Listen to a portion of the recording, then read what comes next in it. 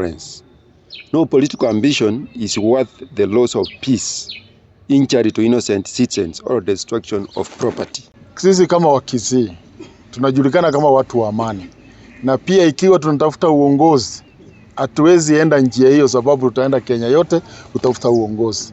Ningependa kuuliza wanasiasa wote, viongozi wote, wale ambao wako na nia mbaya kama hiyo ya kupanga vijana wetu, kupanga wananchi ili waweze kupigana, kurushiana mawe na silaha mbalimbali, hiyo kuumizana hatuwezi taka.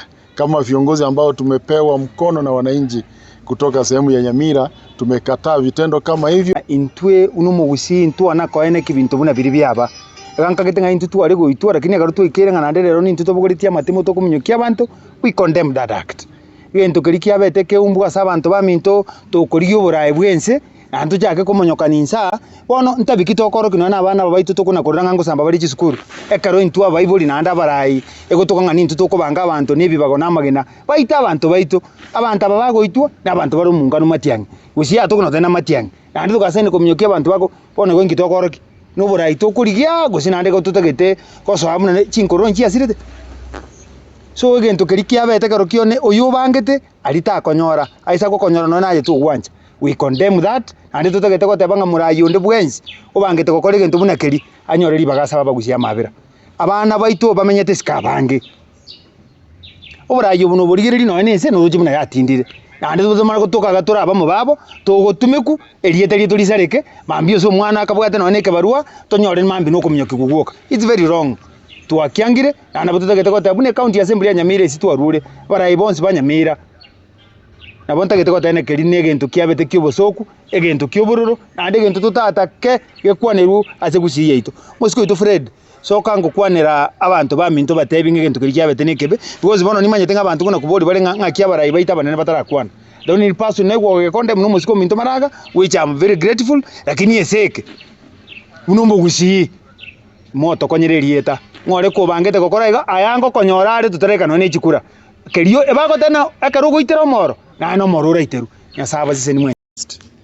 During public meetings and gatherings across the Gusii region, we are deeply disturbed by the unfortunate incident that occurred yesterday at Keumbu, where violence disrupted a public gathering and endangered the lives of innocent wananchi, including some injury to good leaders of Kenya.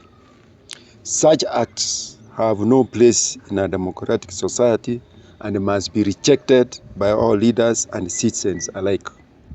We equally condemn acts of violence and intimidation at funerals, that's why matangas, fundraising events, political meetings, religious gatherings, and in other public forums. These occasions are meant to unite our people, not to spread fear or division. We call upon all political leaders, their supporters, and the public to embrace tolerance, respect differing opinions, and resolve disagreement peacefully.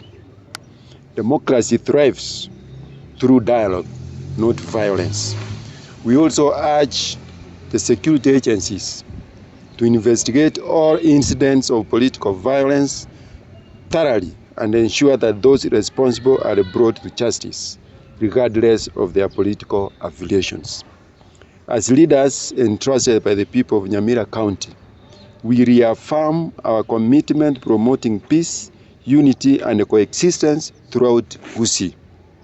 We shall continue to support every effort aimed at ensuring that all citizens can assemble, worship, mourn, and participate in public affairs without fear of intimidation or violence.